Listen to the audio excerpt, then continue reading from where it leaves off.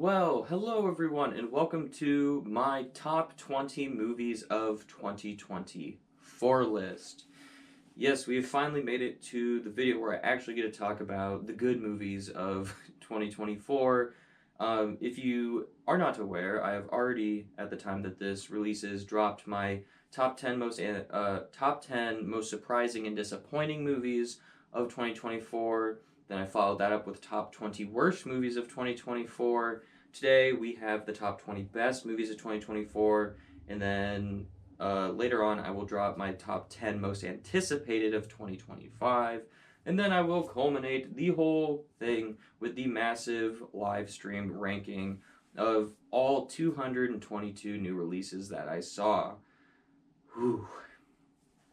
So yes, pretty cool. But today we actually get to praise the movies, and I actually get to be happy instead of reminiscing about the shit bombs like I was in the last video. So today I have my picks for the 20 best films that I saw in 2024, and maybe best isn't the right word. These are the 20 films that I loved the most, the films that I enjoyed watching the most. There are certainly movies that are on this list that aren't probably the best film, but I still love them nonetheless. So that is my criteria, I guess, for making this list. Which movies did I enjoy the most? So let's start this off with number 20, which is going to be a movie called The Order. This came out in December, early-ish December, I believe, fairly recently, or pretty late on in the year. And essentially, what this movie is, I believe it's based on real events where you have Nicholas Hoult basically playing this white supremacist that is doing all these terroristic things, and then Jude Law is an FBI agent trying to stop him. And the whole movie is just very intriguing. I think both give great performances, and it's just a very interesting true story. I am very hit or miss with based off true events movies just because it's either not very interesting or it is extremely interesting and there's not a whole lot in between there. So, I honestly had no idea what this was going into it, and after I watched it, I'm like, damn, that was really good.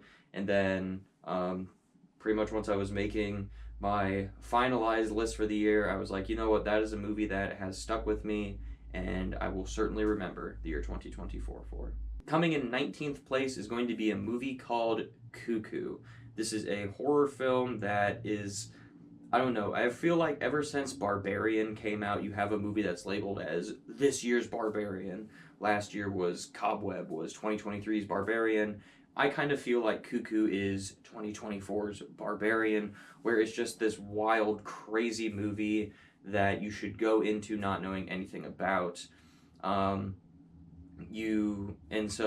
So I don't really want to talk a whole lot about it, because if you haven't seen it, if you're kind of interested in it, I would definitely check this thing out, because it's very wacky, off the wall, has some great scares in here as well. You have Dan Stevens, who we will see again on this list much higher, who just had a great year for horror films. So yeah, this is a movie that definitely stuck with me throughout the later part of the year after this released, as being one of the more unique films I saw this year. Coming in 18 is probably the most unknown movie on this entire list, and that's going to be a movie called Snack Shack. Now, I might have a little bit of bias towards this film because it was made in Nebraska, and I am from Nebraska, so I kind of have some bias getting to see all these Nebraska things in there and all this Nebraska references, because Nebraska is never represented in film, ever. You could just be mentioned or see it on a map, and like, oh my god, look, there we are. And we're not like New York City that gets blown up in every blockbuster every single year, you know? So that was just really cool. But it's like this coming of age story where these two friends in high school open up this snack shack at a pool, and it's just about all these hijinks they get into all summer. And in addition to that, it's a coming of age story, and there are some pretty gut punching moments and stuff in this film. So I really enjoyed this film for what it is. I didn't see a whole lot of people talk about it. It had a very limited theatrical run, but I really enjoyed this one, and it has remained towards the higher end of movies I saw this year for pretty much the entire year. Coming in 17th place is going to be Kingdom of the Planet of the Apes. I'm not huge into the Planet of the Apes movies. I've certainly enjoyed the most recent trilogy. I've never seen the like original 6 films, and I've never seen that Tim Burton one, although I do need to watch those at some point. Anyways, I'm not huge into Planet of the Apes, kind of interested in this.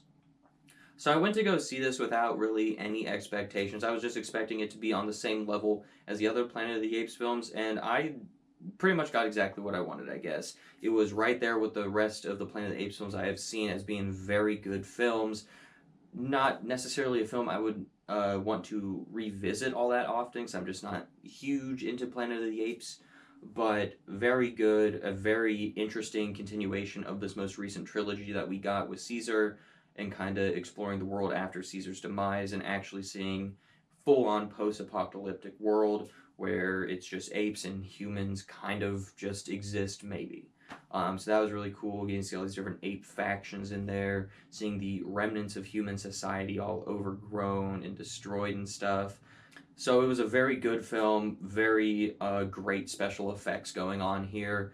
I'm just not huge on Planet of the Apes. That is honestly the only thing that is holding it back from being even higher on this list. And, you know, number 17 out of 222 movies is not that easy of a feat. So number 16, I feel like I enjoyed this movie a lot more than a lot of people, but that is going to be Gladiator 2.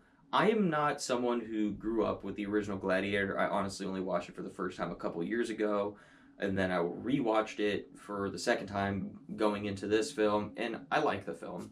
I'm going to be insanely crazy for saying this, but I think I do prefer Gladiator 2 to the original. I just feel like I would be more willing to rewatch Gladiator 2 than the first one. It's just a little bit more what I wanted from Gladiator stuff, right?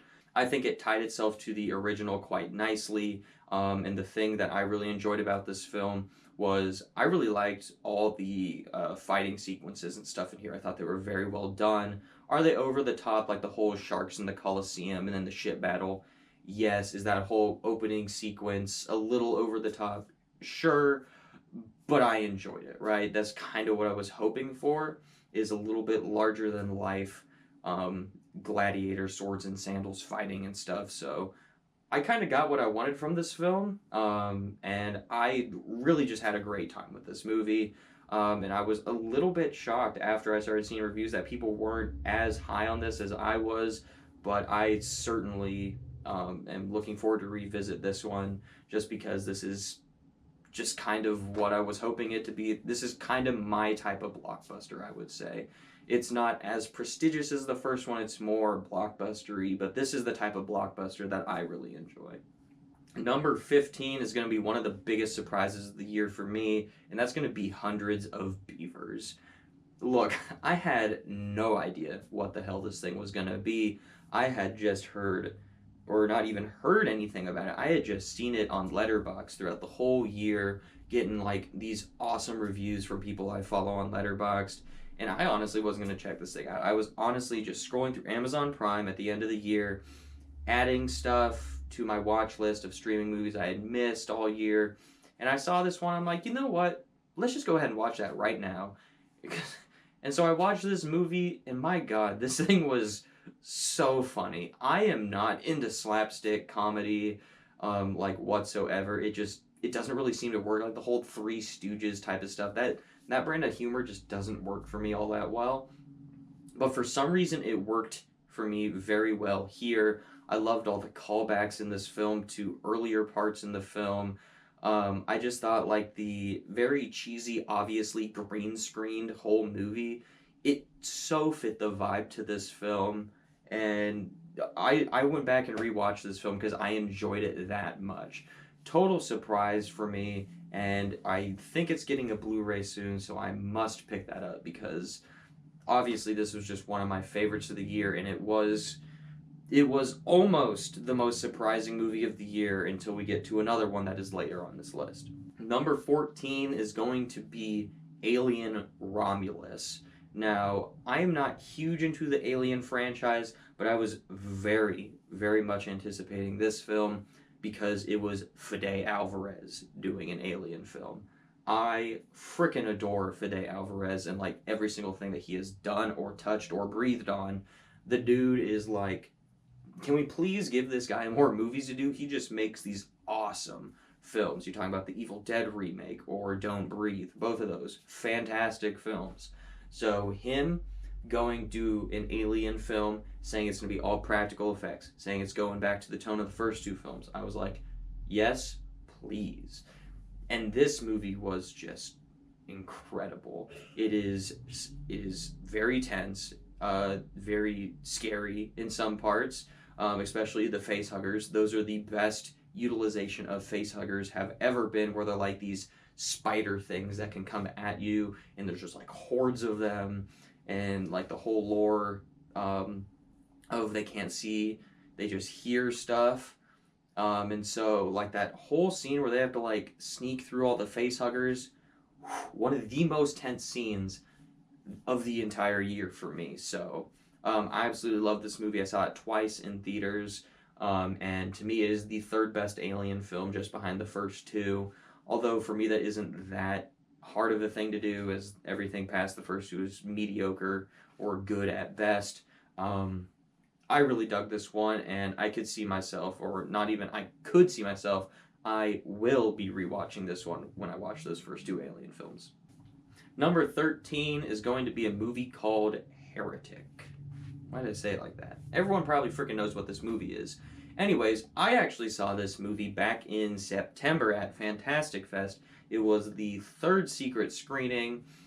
This was kind of the one, along with Smile 2, that everyone was like, this is going to be one of the secret screenings. Like, everyone just kind of knew that we were going to see Heretic at this festival, and lo and behold, we were correct. The only thing that really worried me about this film is I feel like a lot of times when you get religious horror films, it very much takes a stance and, like, either attacks religion or attacks people that, aren't religious. And this film is very much in the middle there, that gives power to both sides, where you have Hugh Grant as the person trying to tear down the religion, then you have the two girls that keep rebuttaling against him and fighting back against him. And I thought that was very smartly done for a religious horror film. And by the time the festival ended, this was one of my favorite films that I had seen at the festival. And then I went and saw it again once it released wide in theaters because I enjoyed it that much. Hugh Grant is so creepy but charming and hilarious in this film. This was one of the most tense films I saw this year, and honestly one of the most fun, like, horror thriller experiences I had. This movie is just a whole lot of fun. So yeah, Heretic, double thumbs up from me. Coming in number 12 is another Fantastic Fest film, but it also released wide. You can see it now, and that is going to be Anora. This is a movie I was expecting to like. I did not expect it to be this high on the list, though. When I kind of saw the trailers, I was like, okay, this is kind of a prestigious movie, gonna go for some Oscars there. I'll probably enjoy it like I do a lot of those Oscar movies, but it won't necessarily be my thing. And so this was at Fantastic Fest, and I'm like, you know what, it's one of like the two movies I'm gonna see that I actually recognize the name for. And so I went to go check it out, and the first half is kind of what I expected it to be. And then kind of about halfway through, there's this scene at a house where these characters arrive to a house, and from that is like the funniest sequence of the entire year, and from then on this movie just is like the funniest movie experience I've had all year. So yeah, this movie's kind of like half of what I expected it to be, but then half quite surprising, not what I expected it to be, and it made me laugh so hard the first time I saw this, especially at Fantastic Fest, where you always have crowds that are super like rowdy and into the film, and like the whole theater was dying laughing the entire time. And then even when I went to go see this for the second time when it released wide, my theater was still pretty lively and laughing. So it's just such a funny movie, and one of these prestigious Oscar bait movies, if you will, that I actually do see myself revisiting in future years. Coming in number 11, barely escaping the top 10, Nosferatu, the latest Robert Eggers film. And I've actually seen this movie twice at the time of recording this now. This is probably my favorite iteration of like that classic vampire Dracula story. You know, if you've seen Dracula, any of the adaptations of it, you know the basic story. This is probably the version I enjoyed the best of that story. I think this film is gorgeous. Like, it is visually a beautiful film. I would hope and pray that we please get some Oscar nominations for this film, especially in like cinematography, because it's stunning. Like that whole sequence where Thomas has the carriage coming towards him with the horses, beautiful, like dreamlike almost. The use of shadows in this film was incredible. And like everyone else has been saying, all the performances here are great, especially Lily Rose Depp, excuse me, and Bill Skarsgård as Count Orlok himself, which honestly, if I did not know that was Bill Skarsgård going into this movie, I don't know if I would have been able to recognize him. He disappears into Count Orlok to where you kind of to where when I first heard it, I'm like, okay, that makes sense. He was great as Pennywise, you know, in some of these other horror movies like Barbarian. So I was like, he could fit Count Orlok, but I was expecting it, you know, like my shirt, the original Count Orlok is what I kept picturing it as. But then when you finally see him and hear his like dialect and the way he talks, you would never in a million years guess it would be Bill Skarsgård. So just an incredible vampire film, and almost made my top 10 of the year. So gotta give some love for Nosferatu. Number 10 is going to be Smile 2. I love the first Smile film. That is one of my favorite modern horror films. Is it derivative of stuff like It Follows? Yes, it is, but I prefer Smile to It Follows just because I think, honestly, what both of these films do really well is doing very effective jump scares, right? To where you know a jump scare is going to come, but the way it happens is totally not what you expect and catches you so off guard. The whole smiling gimmick is insanely creepy and very effective. Um, and so seeing another story in this universe was just very cool. I love the opening scene of this film, like the whole one take, that was pretty badass. The only thing about this film I honestly didn't really care for was the whole playing with the idea of what is reality and what isn't reality. I've never been a fan of that in films for like any film. That stuff just bothers me, right? Of where I don't know if what I'm seeing is in reality or not reality, and it just gets confusing and muddied throughout the film. And so that was a little frustrating after watching this film for me, but overall, it's another solid addition to this franchise. I would hope we get a third one because I'm all on board for the Smile stuff. And yeah, it's not as good as the first one in my mind, but it's damn close. Number 9 is going to be another, probably the last odd pick for the top of the list, and everything else is going to be a very obvious answer. But number 9 is going to be a movie called Love Lies Bleeding, and I saw this very early on in the year. I want to say this came out in March, maybe even April, so it's been up here for a very long time. You have Kristen Stewart in here. You have Ed Harris with a wacky ass haircut. You got Dave Franco in here playing a bit of a prick. And there are some very violent moments in this film. It's just very memorable. I don't really know how to describe it all that well. You just kind of, it's one of those movies you just kind of have to watch to fully grasp what it is.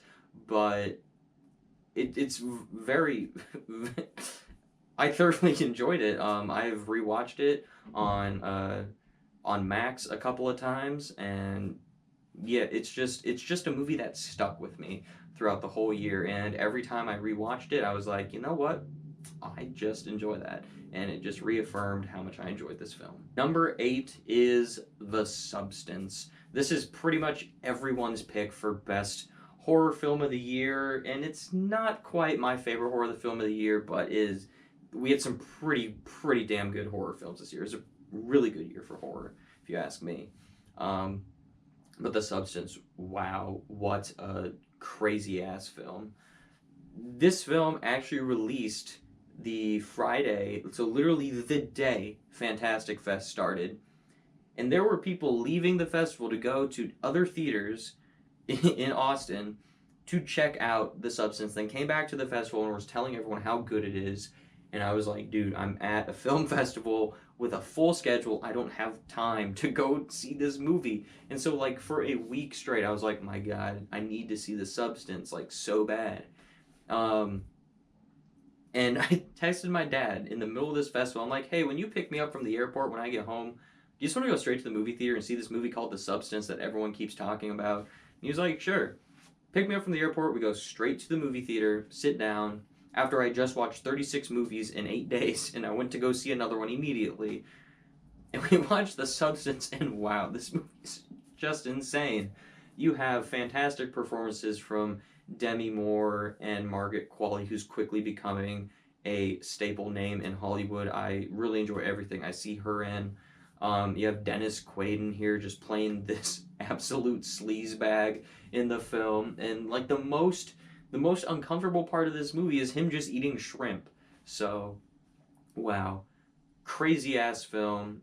Probably the best body horror film I have ever seen. And that's coming from someone who isn't big on body horror. And so a body horror film being in my top 10 of the year is pretty impressive. So congrats to you, The Substance. Number 7 is going to be Longlegs. Yes, the Osgood Perkins Nicolas Cage horror movie. I was very excited for this film because I heard it was like Silence of the Lambs, but Nicolas Cage plays the Buffalo Bill character. Yes, please, you can take all my money. I want to see that.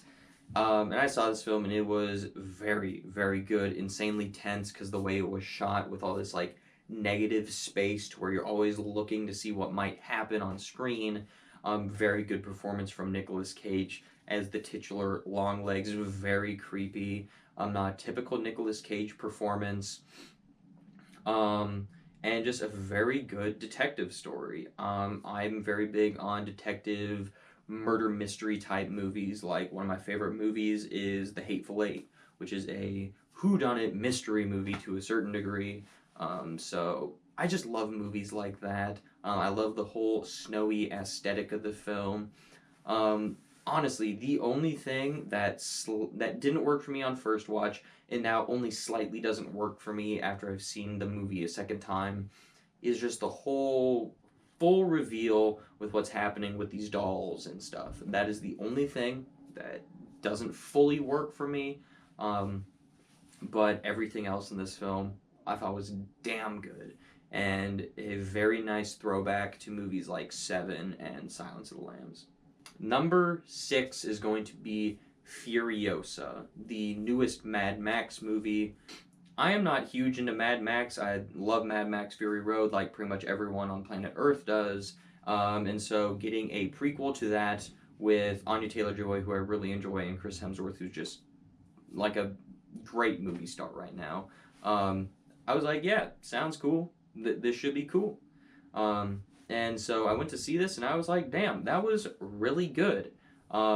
It's this epic odyssey of the life of Furiosa with some great action sequences, especially great Mad Max action sequences that you'd want to see, very much in the vein of Fury Road, obviously, because it's a prequel to that. And I just really enjoyed this film. This is like Gladiator 2, my type of blockbuster, right? So I enjoyed it. I was a little bit shocked to hear how poorly it did at the box office, but I went to go see this with my dad, and him and I were both like, damn, that was awesome by the time we walked out of it. Number 5 is by far the most surprising film that I saw this year, and I am shocked. It is at number 5 out of 222 movies. Number 5 is Wicked. Damn, this movie blew me away. I was not expecting to love this film. I expected it to be good. I expected to enjoy it. I expected to respect what it was doing more so than I enjoyed it, because I'm not huge on musicals. I like The Wizard of Oz, but like a whole prequel about The Wizard of Oz, about the Wicked Witch of the West, like reframing it and kind of deconstructing it all, it was like, okay, maybe it's an adaptation of a Broadway musical. Um, and so I was very hesitant on this one. And I went to go see this film, and goddamn, if I did not become instantly like so engaged, like, oh my god, I need part two now, to where I genuinely walked out of that theater. I'm like, Jesus, I want to know what happens in part two, like immediately. That was so damn good. And for someone that doesn't like musicals, the biggest compliment I can give to this movie is that the songs in this movie actually got stuck in my head, and I listened to them like in my car driving to work every day, for like a couple days after seeing this movie. They were just so popular. Not popular, but hey, that is the name of one of the songs, Popular, right? But they were just so stuck in my head that I was like, I need to listen to these. So, congratulations to Wicked. You 100% won me over. Can't wait for part two or for good, whatever you're going to decide to call it now. But I can't wait to see it. Number 4 is going to be Abigail, the ballerina vampire film.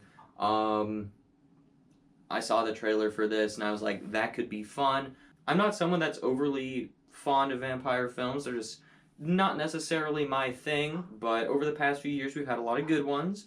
Like Renfield was really good. I really enjoyed Last Voyage of the Demeter. Seems like everyone else didn't, but I really did. Obviously Nosferatu was coming out. I was pretty excited for that one. So I was very interested in this.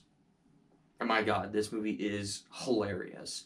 There are so many funny, quotable, memorable moments from this film. Even just like in the background, like one of the most memorable lines is from Kevin Durant where he gets shot and he's like, being shot hurts, or something like that. It's just full of these larger than life characters that are so funny. The gore is incredible. And just, it's just so much fun. This is like the very opposite of Nosferatu, which is like a serious vampire story telling this epic love story, you know, and then you have Abigail, which is just a vampire killing people and having a lot of fun with it, you know, being a ballerina vampire. So, one of the most fun movies I've seen all year. I've seen this movie 3 times now, so just a movie I had a lot of fun with, and I definitely will see myself rewatching it. And I do want to say, this is my favorite vampire film I've ever seen. I absolutely love this film. So, yep, Abigail, congratulations. You weren't number 1 favorite movie of the year, but you are my number 1 favorite vampire film. Number 3 is going to be Terrifier 3. My most anticipated movie of the year, and it delivered exactly what I wanted. This is... I just love these movies, man. I just love the Terrifier movies.